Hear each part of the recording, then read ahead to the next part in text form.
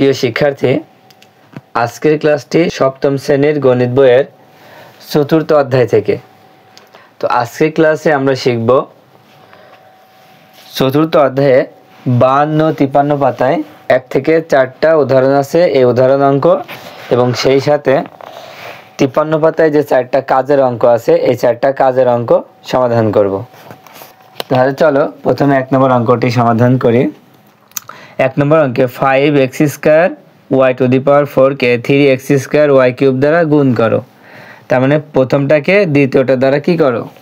গুণ করো। তাই গুণ করতে হলে আমাদের কি মাঝখানে একটা গুণ চিহ্ন দিতে হবে। তাই প্রথমে 5x² y⁴ গুণ 3x² y³ এখানে আমরা তুলে নিলাম। তো গুণের ক্ষেত্রে আমরা দুইটা নিয়ম ব্যবহার করব, আমরা দুইভাবে করব গুণ। যেমন প্রথমে এই গুণটা করার জন্য আমরা কি করব, যে প্রথম যে সংখ্যা আছে এই সংখ্যাগুলো আমরা আলাদা করে ফেলব। কিভাবে? 5 গুণ 3 একটা আলাদা করে ব্র্যাকেট দিয়ে গুণ চিহ্ন দিয়ে দেব। এবার গুণ, এবার কি করব, যে x² আছে না, x² আর x² দুইটা x আছে না, এই দুইটা x আমরা এক জায়গায় করব। তাহলে x² গুণ x²। তারপরে y গুলো আমরা এক জায়গায় করব। y কোনগুলো? এই যে y⁴ গুণ y³ এবার দেখো 5 আর 3 যদি গুণ করি তাহলে কত হবে? 3 আর 5 গুণ করলে 15 হয়। এবার এখানে x², এখানেও x², মানে কি দুইটার পাওয়ারই হচ্ছে 2 করে। আমরা কি করব, গুণের সময় যখন আমরা গুণ করব না, গুণের সময় এই পাওয়ার আর এই পাওয়ার হচ্ছে যোগ হবে। এই স্কয়ার মানে হচ্ছে 2, তাহলে এই 2 আর এই 2 যোগ হলে কত হবে? 4 হবে। এখানে দুইটা x না, আমরা একটা x লিখব, তাহলে এই দুইটা যোগ করলে হবে 4। এবার যখন y এর কাছে আসব, এখানে y আছে 4টা, এখানে y আছে কয়টা? 3টা। তো এখানে দুইটা y মিলে আমরা একটা y লিখব। হ্যাঁ, দুইটা y মিলে একটা y লিখব। আর এই যে পাওয়ার যে দুইটারই আছে না, এই দুইটা পাওয়ার কি করব? যোগ করে দেব। গুণের সময় পাওয়ারটা যোগ হবে। তাহলে 4 আর 3 যোগ করলে হবে কত? 7। তাহলে এটা হচ্ছে উত্তর। এটাকে আমরা আরেকভাবে করতে পারি, আমরা কিন্তু না সাজাও করতে পারি। কিভাবে? এই 3 আর এই 5 গুণ করব। তাহলে গুণ করলে হচ্ছে কত? 3 আর 5 গুণ করলে হবে 15। এবার এই যে x² আর x², মানে দুইটা x আছে, আমরা একটা x লিখব, আর এই দুইটা x এর যে পাওয়ার আছে না, এই দুইটা যোগ করে দেব। তাহলে এখানেও 2, এখানে 2, তাহলে হবে কত? 4। পরেরটাই এখানে y, এখানে y, দুইটা y মিলে একটা, আর 2y যে পাওয়ার আছে সেই পাওয়ারটা যোগ করে দেব। 4 আর 3 যোগ করলে হচ্ছে 7। তার মানে এভাবে করলে আমার এক লাইন বেশি হবে, এভাবে করলে এক লাইন কম হবে। এবার 2 নম্বর উদাহরণটা দেখো। এখানেও কিন্তু কি সবগুলাই গুণ করতে হবে, তাই এটার সাথে এটা কি করব? গুণ করব। তো গুণ করার জন্য আমরা এটা গুণ চিহ্ন দিয়ে তুলে নেব। 12 a² x y² গুণ, এবার আছে -6 a x³ b। যখনই মাইনাস থাকবে না তখন আমরা এটাকে ব্র্যাকেট দিয়ে ঘিরে দিতে হবে।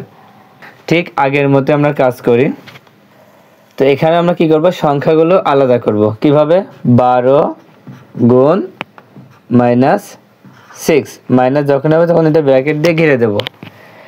এবার গুণ, এবার দেখব এ কয়টা আছে? এখানেও আছে, এখানেও আছে, তার মানে 2 জায়গায় আছে, তাহলে এই দুইটা আমরা এক জায়গায় করি। দুইটা আমরা এক জায়গায় করে ফেললাম। তারপরে b আছে, এরপরে আমরা b ধরবো, b একলা আছে, একলাই থাক। তারপরে এখানে x আছে, এখানে x³ আছে, এই দুইটা আছে, এখানে আমরা দুইটা এক জায়গায় করে ফেললাম। তারপরে আর কি থাকছে? আর বাকি থাকছে y²। এই y² আমরা শেষে লিখে দিলাম।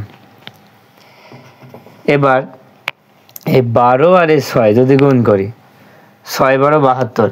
এখন হচ্ছে এই 6 এর আগে কিন্তু বিয়োগ আছে, আর 12-র আগে কি কোনো চিহ্ন না থাকলে যোগ আছে, তার মানে বিয়োগ আর যোগ, যখন একটা যোগ হবে একটা বিয়োগ হবে, এই সময় যদি আমরা গুণ করি তাহলে এখানে আমরা কি বলি মাইনাস, আর এখানে প্লাস বলি, প্লাস মাইনাসে কি হবে মাইনাস। সবসময় মনে রাখতে হবে যে দুইটা চিহ্ন আলাদা হলেই কিন্তু বিয়োগ হবে, তার মানে এখানে দুইটা চিহ্ন আলাদা না, তাই 6×12 = 72, তাহলে -72। এখানে দেখো এখানে এ স্কয়ার আর এখানে এ দুইটা, এখানে এ একটা, তাহলে মোট কয়টা তিনটা না, তাই এর পাওয়ার হবে 3। এখানে বি একলা আছে, একলাই দিয়ে দিলাম। তারপর এখানে কত হতে পারে, এখানে এক্স একটা, এখানে এক্স তিনটা, তাহলে একটা আর এই তিনটা কয়টা হবে, একটা আর এই তিনটা, তাহলে কয়টা হবে চারটা, তাহলে এক্স এর পাওয়ার হবে 4 আর ওয়াই স্কয়ার বসায় দিলাম। আচ্ছা, এইটাই যদি আমরা বিকল্প নিয়মে করি তখন আমরা কিভাবে করব, যে এই 6 দিয়ে প্রথমে 12কে গুণ করব, তাহলে 6×12 = 72। এখন 12-র আগে যোগ, 6-এর আগে বিয়োগ, তাহলে দুইটা চিহ্ন কিন্তু আলাদা, দুইটা চিহ্ন যখন আলাদা হবে তখন কি হবে, সামনে আমরা বিয়োগ দিয়ে দেব। এবার দেখো এখানে এ স্কয়ার আর এখানে শুধু এ স্কয়ার মানে এ হচ্ছে দুইটা, তাহলে দুইটা এ আর একটা এ কয়টা হবে তিনটা এ, তার মানে এর পাওয়ার হবে 3। দেখো এরপরে আমরা বি লিখবো, বিটা লিখে নেব, তার মানে বি একলাই আছে, একলাই লিখে দেব। তারপরে এক্স আর এখানে এক্স কিউব, তার মানে এক্স এখানে একটা আর এক্স কিউব মানে এক্স এখানে তিনটা, তাহলে একটা আর এই তিনটা কয়টা চারটা, তাহলে এক্স এর পাওয়ার হবে 4 আর ওয়াই একলা আছে না, ওয়াইটা বসায় দিলাম। তার মানে কি এই যে কোনো একটা নেমে করলেই কিন্তু অঙ্ক হয়ে যাবে। ঠিক আগের মতোই আমরা সংখ্যাগুলো আলাদা করব, -7 × 4। প্রথমে যদি মাইনাস থাকে তাহলে সেটা ব্র্যাকেট দিয়ে ঘেরার দরকার নেই, মানে আলাদা এভাবে ব্র্যাকেট দেওয়ার দরকার নেই, এই দুইটা মিলে আমরা ব্র্যাকেট দিয়ে দিলাম। এবার এ আছে দুইটা, তার মানে দুইটা আমরা পাশাপাশি লিখে নিলাম। তারপরে এখানে বি কিন্তু একটা আছে, এখানে বি আছে নেই, শুধু বি যা আছে b⁴ লিখে দিলাম। তারপরে সি এখানে কিন্তু দুইটা আছে, তাহলে দুইটা থাকলে আমরা এক জায়গায় করে নিলাম, দুইটা সি যেমন আছে ঠিক সেইভাবে গুণ চিহ্ন দিয়ে লিখে নেব। এবং লাস্টেরটা কি আছে ডি কিন্তু একটাই। এবার এই দুইটা গুণ করি, 4×7 = 28, তাহলে বিয়োগ 28।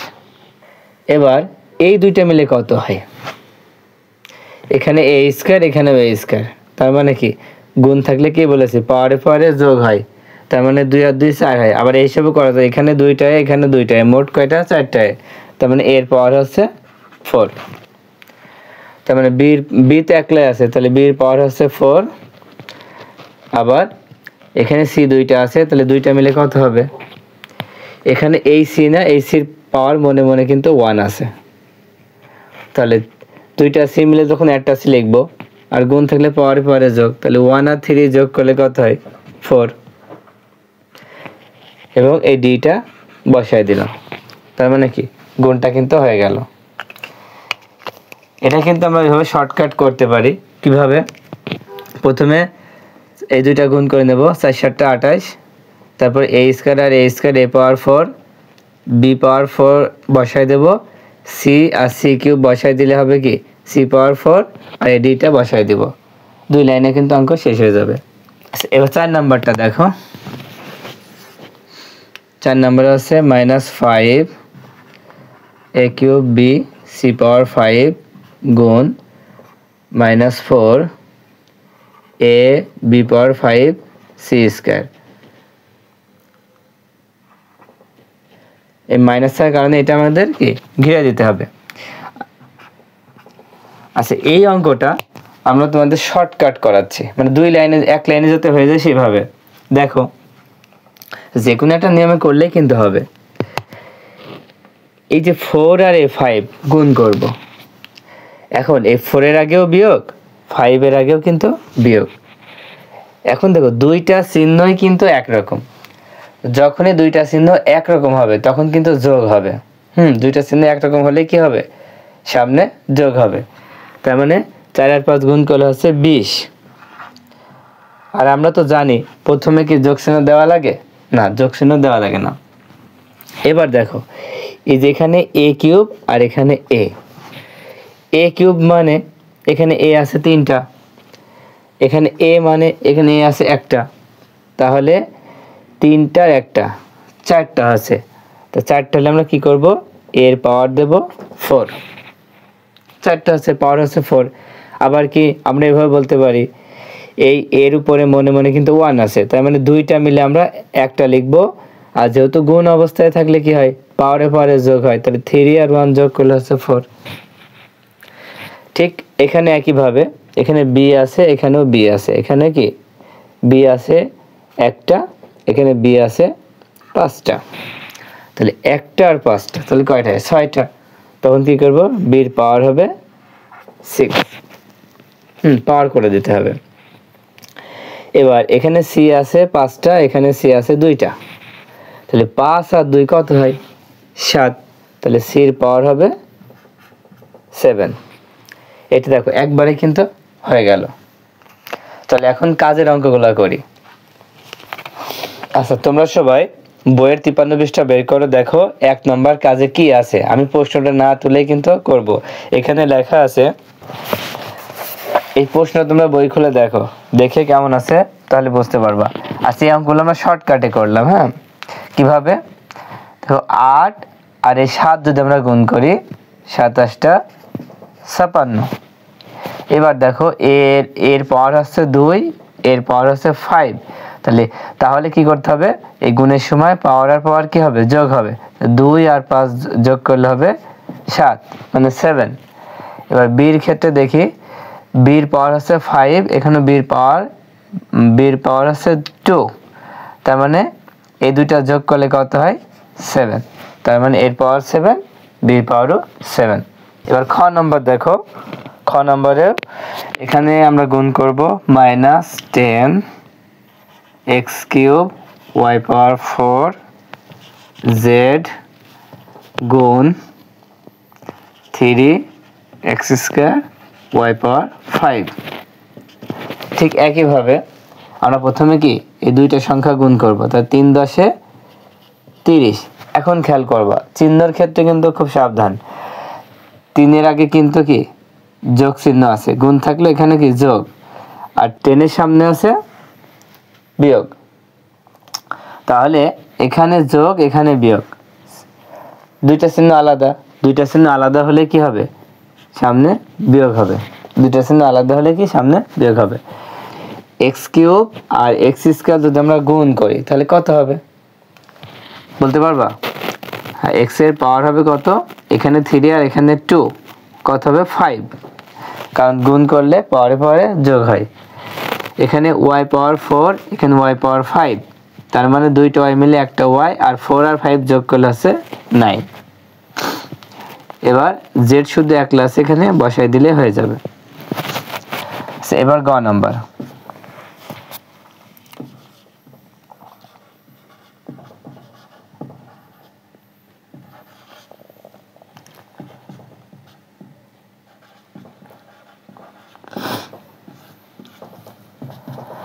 গ নাম্বারটা আমরা দেখি।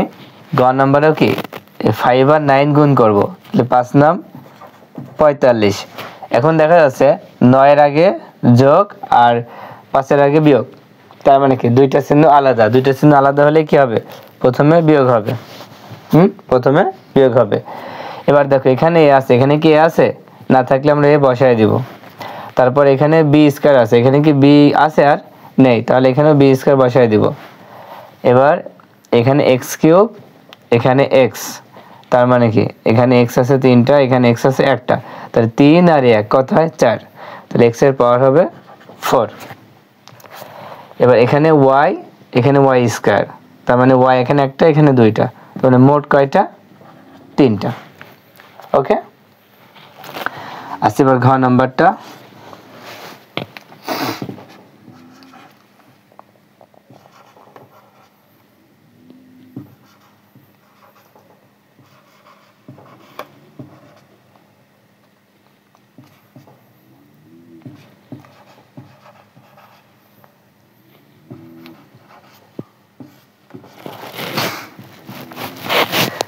এই গুণটার ক্ষেত্রে আমরা দেখো, এই গুণটার ক্ষেত্রে একটু খেয়াল করো, 4 এবং 8 দুইটার আগেই কিন্তু বিয়োগ আছে, তার মানে দুইটার আগে একই চিহ্ন রকম, মানে একই রকম দেখতে চিহ্ন আছে। তার মানে কি দুইটা চিহ্ন যখন এক হবে তখন কি যোগ হবে, তাহলে যোগ চিহ্ন দেওয়ার দরকার নেই। 4 আর 8 গুণ করলে কত, 4 8 32। এবার দেখো এখানে a কিউব আর এখানে a, তাহলে মোট কয়টা হচ্ছে এটা বলো, কারণ এখানে 3টা এখানে একটা, তার মানে এর পাওয়ার হবে 4। এবার আছে b, এখানে আছে এখানেও b আছে, এখানেও একটা b এখানেও একটা b, তাহলে কি 2টা b, তাহলে b এর পাওয়ার হচ্ছে 2 মানে স্কয়ার।